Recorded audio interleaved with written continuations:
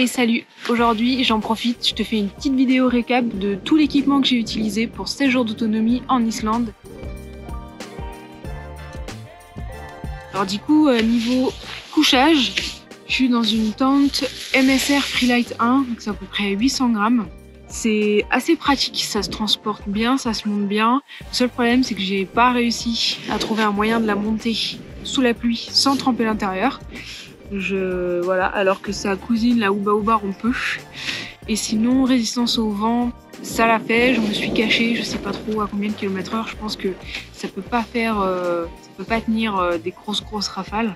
Mais voilà, sinon j'en suis quand même plutôt contente. Niveau couchage, 3 éléments. J'ai mon duvet, c'est un Cumulus, 4 degrés confort à un peu plus de 300 grammes.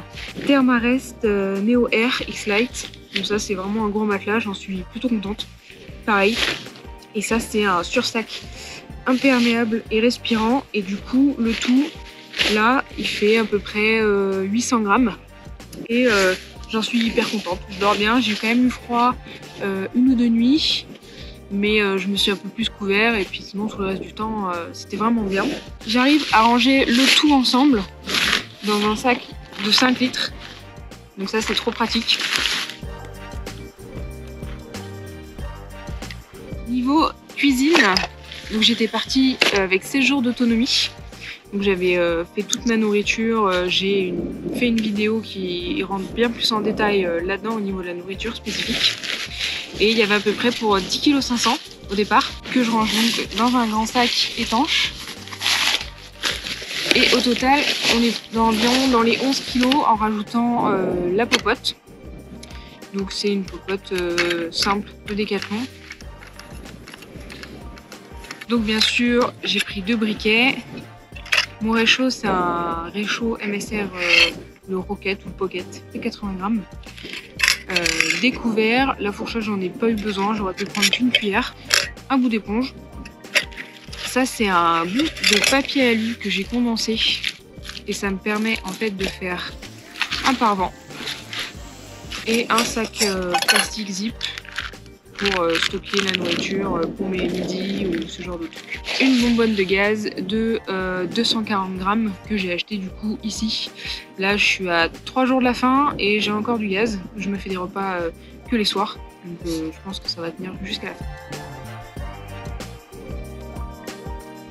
Niveau matériel photo, alors j'ai pris pas mal de choses, du coup j'ai un drone, 2 batteries, une GoPro avec 3 batteries, 4 batteries externes, des câbles, j'ai une liseuse aussi pour la lecture du soir. Là j'ai bien sûr aussi mis le panneau solaire qui m'a été utile, je pense que j'ai pu recharger à peu près 2 ou 3 fois, là ça va faire la 3e fois mon téléphone. Ça fait un petit peu plus de 4 kg que je range dans un sac étanche. Ensuite, niveau toilette, je mets tout là-dedans. J'ai 2 gants en microfibre du vieux campeur qui pèsent à peu près 15 grammes. J'en suis hyper contente. J'ai du savon, des serviettes hygiéniques, sac poubelle et une serviette de 140 grammes. Elle est plutôt grande. Voilà, ça c'est super vite. Donc ça pareil, tout ça j'en suis hyper satisfaite. La trousse de secours, alors elle est plutôt lourde et elle est énorme parce qu'en fait il y a beaucoup de médicaments, pansements, désinfectants, brosse à dents, enfin, voilà. Il y a tout plein de choses, je sais pas si ça vous intéresse en fait le détail de ce qu'il y a dedans, n'hésitez pas à me le dire en commentaire.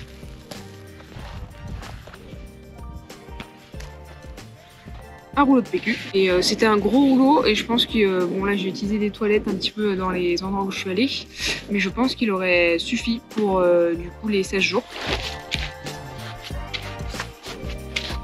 Côté vêtements, alors pour la nuit j'ai un collant en mérino, des grosses chaussettes en laine de mérino et un t-shirt manche longue en mérino.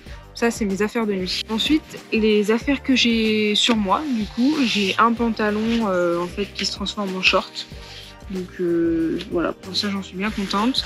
J'ai 2 t-shirts manches courtes en mérino, une brassière et des sous-vêtements en fait pareil en mérino. J'ai 2 culottes mérino et une culotte de secours. J'ai une seule brassière et j'ai pris bien sûr un haut de maillot de bain aussi parce que bon, en Islande il y a des hot springs. Voilà les chaussettes, j'ai 2 chaussettes de rando en mérino. J'ai des petits gants mais ça j'en suis pas hyper contente parce qu'ils ont plein de trous. Enfin, voilà. J'ai 2 buffs. Ça me permet, déjà buff, de dormir la nuit parce qu'il y aura beaucoup de lumière.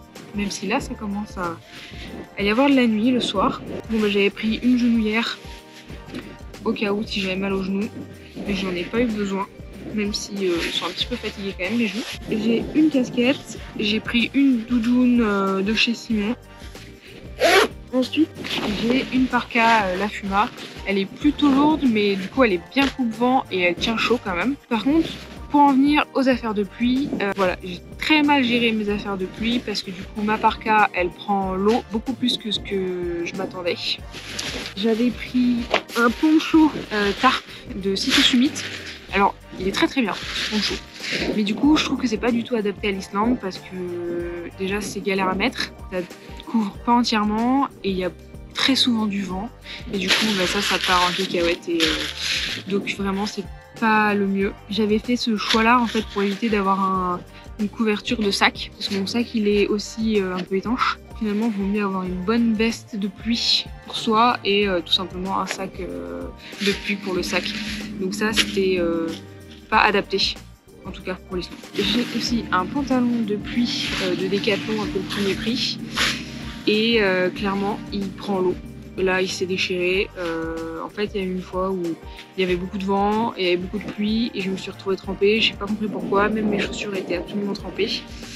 Donc voilà. Niveau la pluie, j'ai pas géré. Ensuite, niveau chaussures, j'avais acheté des grosses chaussures de randonnée. En fait, j'ai fait un choix de prendre un peu des chaussures grande randonnée alpi parce que je ne marche pas avec des chaussures hautes. Je veux faire de l'alpi. Je me suis dit, je vais pas acheter 2 paires de chaussures, je vais en prendre qu'une. Alors pour le coup, voilà, pour moi en tout cas, grave erreur parce que du coup j'ai mal aux pieds depuis 14 jours et ça va pas mieux. Alors il y a des gens qui arrivent très bien à ne pas avoir mal aux pieds. Après elles sont hyper bien, donc je les trouve top, mais pour moi c'est pas adapté à plusieurs jours. Donc voilà. Et pour les rivières et le camping, j'ai des petites sandales que j'ai pris au Vieux Campeur. Je voulais les trucs les plus légers possibles et je crois que je suis à 240 grammes la paire. J'ai pas trouvé plus léger, c'est sûrement pas très solide, mais voilà, ça permet de marcher un peu, de traverser les rivières. Donc ça, j'en suis plutôt contente, même si je fais gaffe parce que ça peut vite me blesser s'il y a un petit caillou qui se met un petit peu dans les coins là. Et je me suis un petit peu ouvert les pieds. Et bien sûr, les bâtons de marche. Donc c'est des Black Diamond, c'est les plus légers que j'ai trouvés. Et ils se rangent en 3 brins. Et ça c'est ce que je jouais, question perso, hein. C'était pas forcément le plus pratique pour l'Islande. Mais voilà, moi c'était un souhait pour faire du trail et pour que ce soit hyper adapté à d'autres pratiques. Et j'en suis hyper contente. Ils sont extrêmement légers, que je les ai pris en même temps réglables. Voilà, les bâtons, rien à dire, indispensable. Vraiment, pour l'Islande, indispensable entre le poids du sac, les rivières, les types de chemins, vraiment ça m'a aidé énormément. Donc ça à garder. Et mon sac, en fait c'est un sac d'Alpi en 55 litres. Donc j'ai réussi à tout faire tenir en autonomie 16 jours dans 55 litres. J'en suis super contente en fait, il n'y a aucune poche inutile, il n'y a qu'une seule poche centrale avec une dorsale, tout est assez minimaliste et juste une poche pour le dessus. Donc c'est résistant un peu à la pluie. Et j'ai rajouté les petits accessoires pour la gourde, un sifflet, une petite boussole. Alors je sais pas, j'en suis très contente en fait de ce format là, mais dès la première fois où j'ai chargé mon sac, j'ai soulevé le sac et il y a les bretelles qui ont commencé à se déchirer en fait un petit peu. Et donc là j'ai vraiment beaucoup de coutures qui sont parties, le sac a tenu et il tiendra là jusqu'à la fin. Mais voilà, je sais pas si c'est ce modèle ou si c'est le sac, donc je verrai bien à la longue. Mais sinon voilà, ça j'en suis plutôt contente. Et après un petit accessoire, j'ai un pisse debout. Ça c'est hyper pratique. Des briquets, ça c'est un couteau et un spray au poivre. Mais il est tellement vieux, je sais même pas s'il marche. Des lunettes de soleil. Alors voilà, ça je les ai depuis le début. Ça m'a pas servi une seule fois. J'avais pris une petite sacoche pour mon téléphone, je m'en suis pas servi, pas utile. Voilà, des mouchoirs. Et bien sûr, la casquette. La casquette par contre, franchement hyper utile. Parce que quand ça bruine et qu'il pleut, je suis protégée, je mets la capuche et ça me protège bien plus le visage. Et pour le soleil, parce que quand il y a du soleil, comme ça, ça protège aussi le visage. Donc la casquette, indispensable pour moi. Pour l'eau, donc j'ai pris une gourde filtrante qui en fait a été ma principale source d'eau là sur tout le long. J'ai utilisé que ça, sauf une seule fois où j'avais pas d'eau sur le trajet pendant plus d'un jour. Et donc j'avais pris une poche de 3 litres.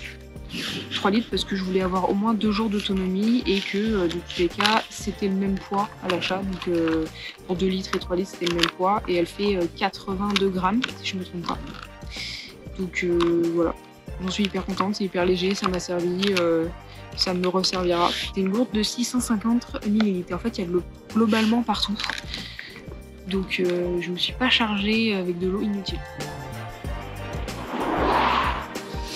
Voilà, on a fait à peu près le tour de mes affaires que j'ai utilisées pour 16 jours. Ce serait même plus de 16 jours, ça aurait pu marcher, juste au niveau de la nourriture à changer. Voilà, si j'avais vraiment des choses à améliorer, les chaussures. Mais ça c'est titre très personnel. Mes vêtements de pluie, vraiment j'aurais pris un meilleur pantalon de pluie, quitte à ce qu'il se pèse un peu plus lourd. Une vraie veste de pluie et un cover pour le sac. Vraiment tenue intégrale de pluie parce que quand il y a du vent et qu'il pleut, c'est vraiment mortel. Et puis c'est hyper chiant d'être mouillé quoi. Voilà. La nourriture, j'en suis hyper contente aussi. Il va sûrement me rester d'ailleurs un peu à manger après les 16 jours. Donc voilà, j'avais vu bien. En même temps, je fais des très grosses journées. Le poids du sac, au départ, il était à peu près 23 kg. Donc ça, c'était assez dur.